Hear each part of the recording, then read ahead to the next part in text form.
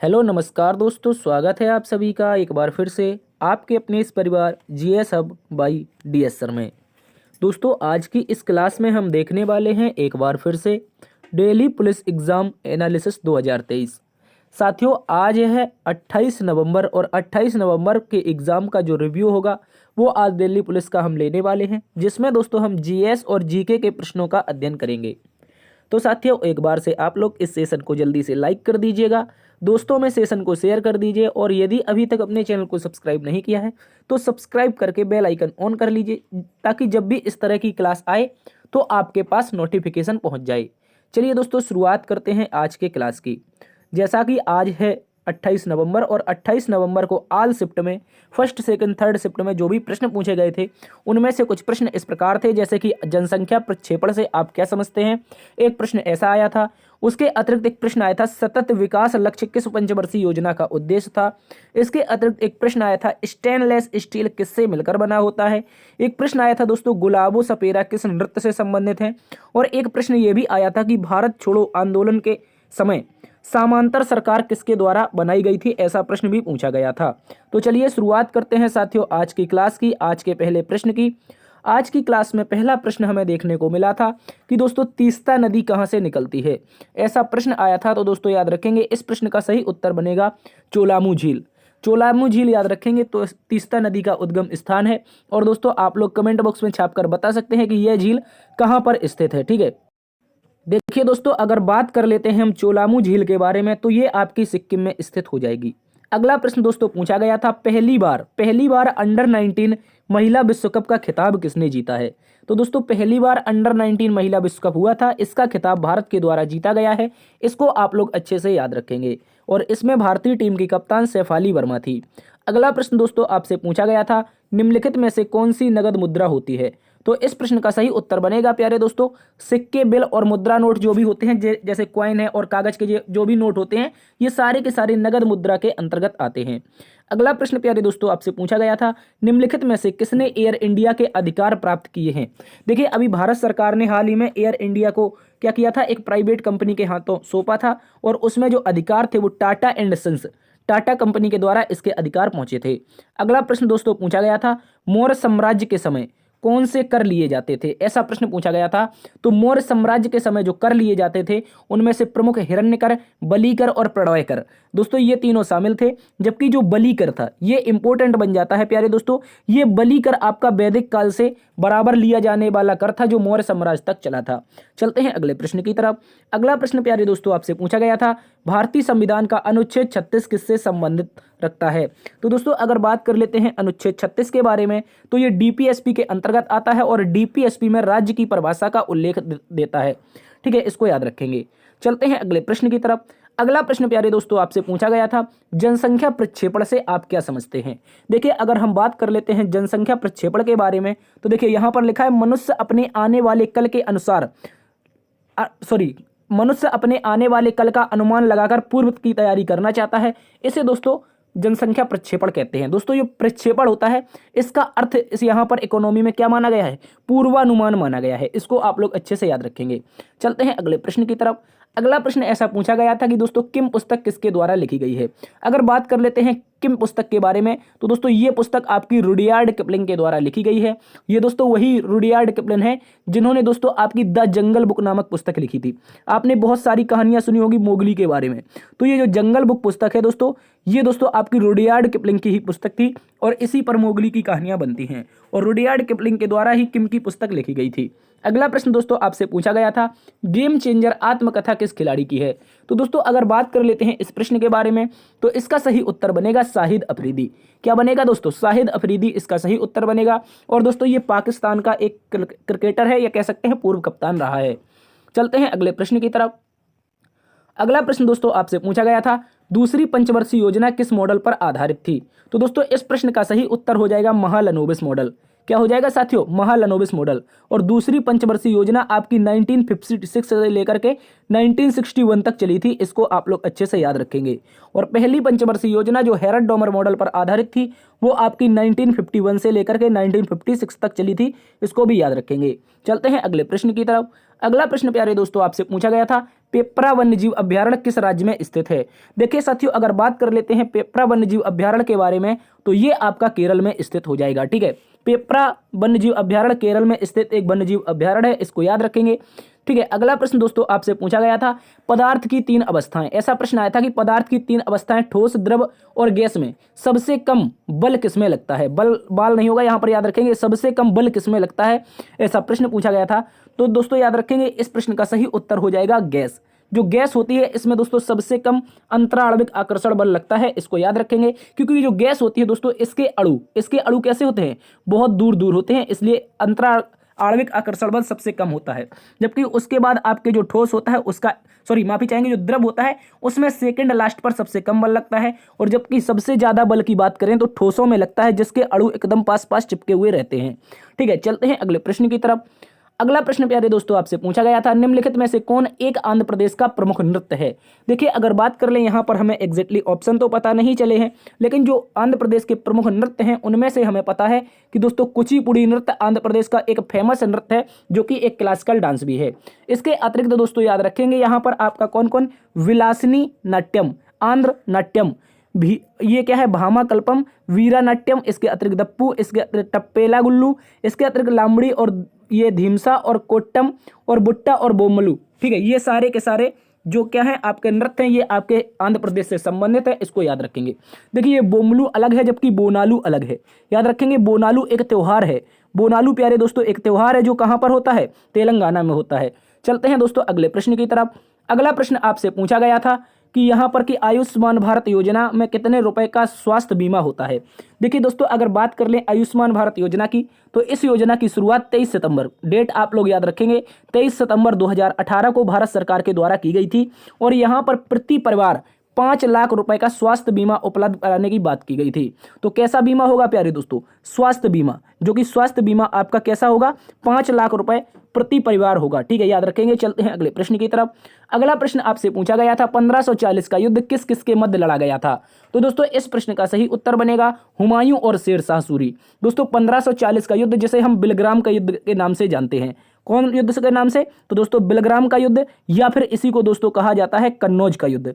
ये दोनों युद्ध को याद रखेंगे, ये दोनों इसके नाम हैं। शेरशाह सूरी और हुमायूं के बीच लड़ा जाता है, जिसमें दोस्तों आपके शेरशाह सूरी क्या करता है, जीत जाता है। अगला प्रश्न दोस्तों 42वां संविधान संशोधन से संबंधित प्रश्न आया था।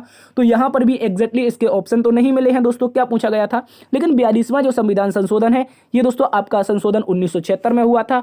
इस संशोधन को दोस्तों लघु संविधान कहा जाता है। इस संशोधन में प्रस्तावना में एकमात्र बार संशोधन हुआ था, जिसमें दोस्तों प्रस्तावना में कुछ शब्द जोड़े गए थे, जैसे कि समाजवाद, पंथ निरपेक्ष और अखंडता। ये सारे के सारे शब्द आपके कहां पर जुड़े थे, प्रस्तावना में 42वां संविधान संशोधन के तहत जुड़े थे। इसके अतिरिक्त दोस्तों यहां पर यह क्वेश्चन भी पूछा जा सकता है कि जो आपका आर्टिकल क्या कह सकते हैं 51A, क्या नाम है, याद रखेंगे। जो आपका आर्टिकल है प्यारे दोस्तों, क्या नाम है इसका, याद रखेंगे। जो 51A है, जो आपका मौलिक कर्तव्यों से संबंधित है, यह भी आपका 42वां संविधान संशोधन से जोड़ा गया था।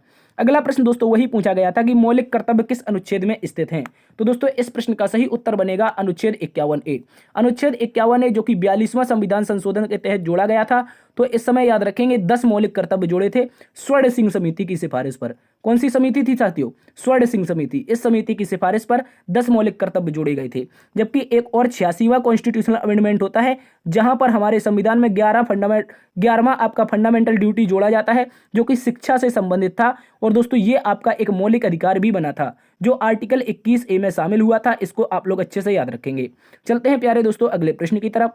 अगला प्रश्न आपसे पूछा गया था सतत विकास लक्ष्य किस पंचवर्षीय योजना का उद्देश्य रखा गया था? तो दोस्तों याद रखेंगे जो सतत विकास लक्ष्य है ये आपका 12वीं एवं अंतिम पंचवर्षीय योजना में रखा गया था। दोस्तों याद रखेंगे इस पंचवर्षीय योजना में क्या हुआ था, ये आपकी जो पंचवर्षीय योजना थी सन 2012 से लेकर सन 2017 तक चली थी। और दोस्तों ये पंचवर्षीय योजना का जो लक्ष्य था वो सस्टेनेबल डेवलपमेंट लक्ष्य रखा गया था, इसको याद रखेंगे। बढ़ते हैं अगले प्रश्न की तरफ। अगला प्रश्न आपसे पूछा गया था निम्नलिखित में से कौन सरकारी घाटा नहीं है? तो दोस्तों वहां पर एक ऑप्शन मिला था राजस्व खर्च। क्या था, राजस्व खर्च, जिसे राजस्व व्यय भी कहते हैं। तो ये आपका एक सरकारी घाटा नहीं है, याद रखेंगे। अगला प्रश्न दोस्तों पूछा गया था एलपीजी गैस में किन दो गैसों का मिश्रण होता है? तो दोस्तों इस प्रश्न का सही उत्तर बन जाएगा, याद रखेंगे, ब्यूटेन और प्रोपेन। यह भी एक महत्वपूर्ण प्रश्न है, इसको याद रखेंगे। एलपीजी जो होता है ये आपका ब्यूटेन और प्रोपेन का मिश्रण होता है। चलते हैं अगले प्रश्न की तरफ। अगला प्रश्न प्यारे दोस्तों पूछा गया था 44वें शतरंज ओलंपियाड का शुभारंभ किसने किया था?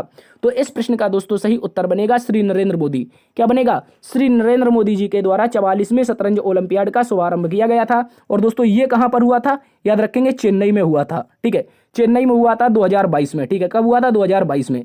और दोस्तों इस जो उद्घाटन था मोदी जी ने किया था, जबकि इसमें पहले स्थान पर ओपन कैटेगरी में उज्बेकिस्तान रहा था। कौन रहा था? उज्बेकिस्तान था। इसको आप लोग अच्छे से याद रखेंगे। यह प्रश्न भी इंपॉर्टेंट हो जाता है जो आपके एग्जाम में पूछे जाने की संभावना है। चलते हैं अगले प्रश्न की तरफ। अगला प्रश्न दोस्तों पूछा गया था स्टेनलेस स्टील किससे मिलकर बना होता है? तो दोस्तों इस प्रश्न का जो सही उत्तर बनेगा लोहा, कार्बन और क्रोमियम। लोहा, कार्बन और क्रोमियम ये तीन पदार्थ होते हैं जिससे हमारा स्टेनलेस स्टील बनता है। चलते हैं साथियों अगले प्रश्न की तरफ। अगला प्रश्न पूछा गया था नीति आयोग की स्थापना किस वर्ष हुई थी? तो दोस्तों नीति आयोग की स्थापना जो कि योजना आयोग के स्थान पर हुई थी 1 जनवरी 2015। प्यारे दोस्तों याद रखेंगे 1 जनवरी 2015 को नीति आयोग की स्थापना हुई थी। इसको याद रखना है। चलते हैं अगले प्रश्न की तरफ। अगला प्रश्न ऐसा पूछा गया था कि भरतनाट्यम और ओडिसी से संबंधित नृत्यांगना कौन है? तो दोस्तों उसका आपका सही उत्तर माना जाएगा सोनल मानसिंह। क्या माना जाएगा दोस्तों? सोनल मानसिंह एक ऐसी नृत्यांगना है जो आपकी भरतनाट्यम और ओडिसी डांस करती हैं। चलते हैं दोस्तों अगले प्रश्न की तरफ। अगला प्रश्न पूछा गया था कि समुद्रगुप्त कौन सा वाद्य यंत्र बजाते थे? तो दोस्तों जो समुद्रगुप्त हैं गुप्त वंश के एक शासक थे और दोस्तों ये बीणा वादक थे। क्या थे? बीणा वादक। यह कहां से पता चलता है? तो दोस्तों याद रखेंगे समुद्रगुप्त के जो सिक्के मिले हैं वहां पर ये अपने सिक्कों में बीणा बजाते हुए दिखाई देता है। और दोस्तों इसके अतिरिक्त एक शासक जो कि मध्यकाल में हुआ है औरंगजेब। औरंगजेब जो कि मुगल वंश का एक शासक था, यह भी आपका बीणा वादन से संबंधित था। चलते हैं अगले प्रश्न की तरफ। अगला प्रश्न प्यारे दोस्तों पूछा गया था कि अमजद अली खां किस घराने से संबंधित हैं? तो दोस्तों अमजद अली खां जो कि एक सरोद वादक हैं, याद रखेंगे दोस्तों। और ये सेनिया घराना जो कि आपका ग्वालियर में पड़ता है। कहां पर पड़ता है प्यारे दोस्तों? ग्वालियर में सेनिया घराना पड़ता है। इसी से संबंधित थे अमजद अली खां। चलते हैं अगले प्रश्न की तरफ। अगला प्रश्न दोस्तों पूछा गया था कि दिल्ली सल्तनत में 1296 से 1316 तक किस शासक ने शासन किया था? तो दोस्तों इस प्रश्न का सही उत्तर बनेगा अलाउद्दीन खिलजी। क्या बनेगा दोस्तों? अलाउद्दीन खिलजी वह शासक था जिसके द्वारा दोस्तों 1296 से 1316 के बीच में दिल्ली सल्तनत पर क्या किया गया था? शासन किया गया था। चलते हैं अगले प्रश्न की तरफ। अगला प्रश्न हमसे पूछा गया था कि 2022 की रिपोर्ट के अनुसार अंगूर उत्पादन में प्रथम राज्य कौन सा है? तो दोस्तों इस प्रश्न का सही उत्तर बनेगा महाराष्ट्र। ठीक है, अंगूर उत्पादन पूछा था तो महाराष्ट्र सही उत्तर है। अगला प्रश्न दोस्तों पूछा गया था कि शोभना नारायण किस शास्त्रीय नृत्य से संबंधित है? तो इस प्रश्न का सही उत्तर हो जाएगा प्यारे दोस्तों कथक वह शास्त्रीय नृत्य है जो अपनी ईस्ट इंडिया है, सॉरी माफी चाहेंगे, जो नॉर्थ इंडिया है यानी कि उत्तर भारत, जो हमारा उत्तर भारत है, उत्तर भारत का एकमात्र शास्त्रीय नृत्य कथक, जिसका उद्गम दोस्तों कहां पर होता है? उत्तर प्रदेश में होता है। इसको भी आप लोग अच्छे से याद रखेंगे। चलते हैं अगले प्रश्न की तरफ। अगला प्रश्न ये पूछा गया था कि मौलिक कर्तव्य संविधान के किस भाग में स्थित है? तो सेकंड शिफ्ट का प्रश्न है, भाग 4(1) जो कि हो जाएगा आपका अनुच्छेद 51A। ठीक है, याद रखेंगे कौन सा अनुच्छेद प्यारे दोस्तों? अनुच्छेद 51 का क्लॉज 1, जिसमें आपके 11 मौलिक कर्तव्य स्थित हैं। इनके बारे में हम चर्चा कर चुके हैं। चलते हैं अगले प्रश्न की तरफ। अगला प्रश्न दोस्तों पूछा गया था कि गुलाबो सपेरा के नृत्य से संबंधित क्या है? एक मिनट। गुलाबो सपेरा किस नृत्य से संबंधित नृत्यांगना है? ठीक है, यहां पर आप सही कर लेंगे, यहां पर लिख लेंगे किस नृत्य से संबंधित नृत्यांगना है। तो दोस्तों कालबेलिया जो कि एक राजस्थान का प्रसिद्ध लोक नृत्य है, वो इसी से संबंधित है आपकी गुलाबो सपेरा। इसको याद रखेंगे। चलते हैं अगले प्रश्न की तरफ। अगला प्रश्न ऐसा पूछा गया था कि माई डेज पुस्तक के लेखक कौन है? तो दोस्तों यहां पर इसका सही उत्तर बनेगा श्री श्रीरंगराजन। दोस्तों जो श्री श्रीरंगराजन है ये दोस्तों भारत के गवर्नर जनरल भी रह चुके हैं। माफी चाहेंगे, गवर्नर रह चुके हैं। किसके? आरबीआई के। आरबीआई में भारत के गवर्नर रह चुके हैं श्रीरंगराजन। इन्हीं की पुस्तक है माई डेज। ठीक है, चलते हैं अगले प्रश्न की तरफ। अगला प्रश्न दोस्तों पूछा गया था कि ड्रेच शब्दावली किस खेल से संबंधित है? तो ड्रेच शब्दावली आपकी दोस्तों फुटबॉल से हो जाएगी। इसको याद रखेंगे। चलते हैं अगले प्रश्न की तरफ। अगला प्रश्न दोस्तों पूछा गया था छऊ नृत्य किस राज्य से संबंधित है? देखिए छऊ नृत्य के बारे में हमने आपको बताया है कि दोस्तों ये 3 राज्यों में होता है, लेकिन ऑप्शन में आपका केवल पश्चिम बंगाल दिया गया था, तो इसका सही उत्तर पश्चिम बंगाल हो जाएगा। ठीक है, छऊ नृत्य बेसिकली कहां कहां पर होता है? तो प्यारे दोस्तों एक उड़ीसा इसका सही उत्तर है, इसके अतिरिक्त एक आपका दोस्तों झारखंड इसका सही उत्तर है, और उसके अतिरिक्त एक आपका पश्चिम बंगाल इसका सही उत्तर है। अब ऑप्शन में आपको केवल बंगाल दिया गया था, तो यही इसका सही उत्तर माना जाएगा। चलते हैं दोस्तों अगले प्रश्न की तरफ। अगला प्रश्न दोस्तों सती प्रथा से संबंधित प्रश्न आया था। तो दोस्तों अगर बात कर लेते हैं हम सती प्रथा के बारे में, तो ये एक ऐसी प्रथा थी जब प्राचीन काल में जब एक स्त्री के पति की मृत्यु हो जाती थी तो उस स्त्री को जिंदा अपने पति की चिता के साथ जलना पड़ता था। लेकिन दोस्तों एक व्यक्ति हुए हैं जिनका नाम था राजा राम मोहन राय। क्या नाम था दोस्तों? राजा राम मोहन राय, इनको आप लोग अच्छे से याद रखेंगे। भारतीय पुनर्जागरण का पिता इन्हें कहा जाता है। राजा राम मोहन राय के प्रयासों से याद रखेंगे 1829 में जो सती प्रथा है इसको बैन किया गया था। सती प्रथा को 1829 में बैन किया गया था। कहां पर दोस्तों? बंगाल में। ठीक है, बंगाल में इसको बैन किया गया था अधिनियम नंबर 17A के तहत। इसके बाद दोस्तों याद रखेंगे जब 1833 का चार्टर एक्ट आया तो इस दौरान दोस्तों लॉर्ड जो आपका कौन था? गवर्नर जनरल था आपका, 1 मिनट, उसको आप लोग नाम बताएंगे, थोड़ा नाम हम कंफर्म नहीं कर पा रहे हैं। ठीक है, जो गवर्नर जनरल था उसके शासनकाल में राजा राम मोहन राय के प्रयासों से 1833 में पूरे भारत में सती प्रथा को बैन कर दिया। चलते हैं अगले प्रश्न की तरफ। अगला प्रश्न दोस्तों पूछा गया था कि ड्यूस शब्दावली किस खेल से संबंधित है? तो दोस्तों टेनिस और बैडमिंटन से संबंधित है ड्यूस, इसको आप लोग अच्छे से याद रखेंगे। चलते हैं अगले प्रश्न की तरफ। अगला प्रश्न दोस्तों पूछा गया था कि कबड्डी में कितने मिनट का अंतराल दिया जाता है? अंतराल का मतलब कितने मिनट का हाफ होता है? तो दोस्तों याद रखेंगे कबड्डी के मैच में दोस्तों 5 याद रखेंगे 20-20 मिनट के 2 अंतराल होते हैं, क्योंकि जो कबड्डी मैच होता है ये पूरा आपका कितने मिनट का होता है? ये 40 मिनट का होता है। दोस्तों याद रखेंगे 20-20 के 2 हाफ खेले जाते हैं और इन दोनों के बीच में 5 मिनट का गैप भी दिया जाता है, जिसे हम क्या कहते हैं? रेस्टिंग टाइम कहते हैं। चलते हैं दोस्तों अगले प्रश्न की तरफ। अगला प्रश्न दोस्तों पूछा गया था कि प्रेजेंट डायरी पुस्तक किसने लिखी है? तो दोस्तों इस प्रश्न का सही उत्तर हो जाएगा जयप्रकाश नारायण। क्या हो जाएगा प्यारे दोस्तों? जयप्रकाश नारायण इस प्रश्न का सही उत्तर है। इसको आप लोग अच्छे से याद रखेंगे। चलते हैं अगले प्रश्न की तरफ। अगला प्रश्न दोस्तों पूछा गया था, एक एमसीक्यू क्वेश्चन था। ठीक है, याद रखेंगे ये एक एमसीक्यू क्वेश्चन था कि भारत छोड़ो आंदोलन के दौरान एक समांतर सरकार की स्थापना कहां पर हुई थी? तो दोस्तों अगर बात कर लेते हैं भारत छोड़ो आंदोलन जो कि अगस्त 1942 में चला था, और दोस्तों इसी दौरान अगस्त 1942 में उत्तर प्रदेश के बलिया में चित्तू पांडे नामक एक व्यक्ति थे जिनके द्वारा समांतर सरकार बना दी गई थी। अब यहाँ पर समांतर सरकार से क्या तात्पर्य है? तो याद रखेंगे दोस्तों एक सरकार के होते हुए जब हम सरकार बना लेते हैं तो उसे समांतर सरकार कहते हैं। जैसे अंग्रेजों का हम प्रशासन था, अंग्रेजों की हम पर सरकार चलती थी, लेकिन चित्तू पांडे नामक शख्स ने बलिया डिस्ट्रिक्ट जो कि उत्तर प्रदेश में पड़ता है, यहीं पर इन्होंने अपने कारोबार अपने कानून लागू करके अपनी सरकार बना ली और स्वयं को यहाँ का प्रेसिडेंट घोषित कर दिया था। और चित्तू पांडे वह व्यक्ति थे जिन्होंने भारत छोड़ो आंदोलन के दौरान पहली समांतर सरकार बनाई थी। और दोस्तों याद रखेंगे जो चित्तू पांडे थे ये गांधीवादी स्वतंत्रता सेनानी थे। अगला प्रश्न दोस्तों पूछा गया था कि ज्वालामुखी उद्गार में कौन सी चट्टानें बनती हैं? तो ये प्रश्न दोस्तों रिपीट हुआ है, आग्नेय चट्टान इसका सही उत्तर हो जाएगा। चलते हैं अगले प्रश्न की तरफ। अगला प्रश्न दोस्तों ये भी एक रिपीटेड प्रश्न है जिसमें पूछा गया था कि प्रधानमंत्री गरीब कल्याण योजना किस वर्ष शुरू हुई थी? तो दोस्तों इस प्रश्न का सही उत्तर बनेगा 2016। सन 2016 में दोस्तों प्रधानमंत्री जी के द्वारा पीएम गरीब कल्याण योजना की शुरुआत की गई थी। चलते हैं अगले प्रश्न की तरफ। अगला प्रश्न दोस्तों पूछा गया था माई डेटलेस डायरी पुस्तक के किसकी है? तो इस प्रश्न का सही उत्तर बनेगा आर.के. नारायण। कौन हो जाएंगे? आर.के. नारायण इस प्रश्न का सही उत्तर है।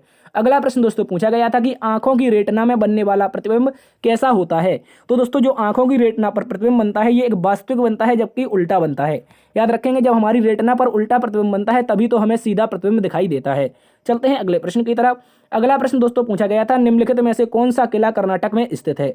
तो दोस्तों कर्नाटक में बहुत सारे किले हैं लेकिन जो प्रमुख किला है वो आपका माना जाता है बीदर का किला। हो सकता है आपसे ऑप्शन में पूछा गया होगा लेकिन हमें एग्जैक्टली ऑप्शन नहीं मिले हैं तो हम कंफर्म नहीं बता सकते हैं। तो आप लोग बताएंगे कि कर्नाटक में कौन सा किला स्थित है। चलते हैं अगले प्रश्न की तरफ। अगला प्रश्न दोस्तों पूछा गया था सेंट्रल बैंक की स्थापना किस वर्ष हुई थी? तो 1935 इस प्रश्न का सही उत्तर हो जाएगा, इसको याद रखेंगे।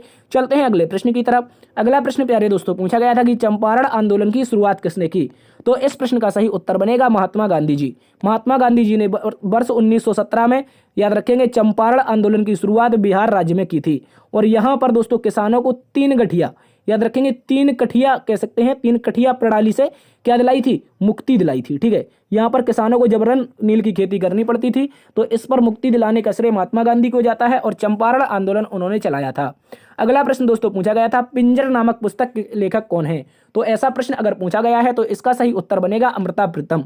अमृता प्रीतम पिंजर नामक पुस्तक के लेखक हैं। अगला प्रश्न दोस्तों पूछा गया था चोल राजा जिन्होंने नर्मदा नदी के तट पर आक्रमण किया था। तो दोस्तों याद रखेंगे पुलकेशन द्वितीय। याद रखेंगे बहुत इंपॉर्टेंट क्वेश्चन हो जाएगा पुलकेशन द्वितीय, जिसने हर्षवर्धन के साथ 618 ईस्वी याद रखेंगे 618 ईस्वी में हर्षवर्धन के साथ नर्मदा नदी के तट पर एक युद्ध लड़ा था।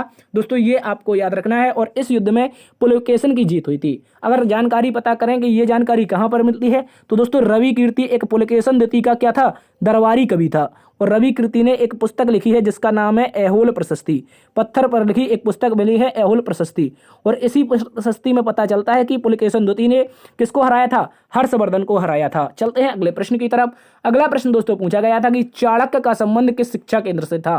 तो दोस्तों चाणक्य तक्षशिला विश्वविद्यालय से संबंधित थे, जो विश्व का सबसे प्राचीन विश्वविद्यालय था। चलते हैं अगले प्रश्न की तरफ। अगला प्रश्न दोस्तों पूछा गया था कि रोलिंग प्लान किस पंचवर्षीय योजना के बाद लागू हुआ था।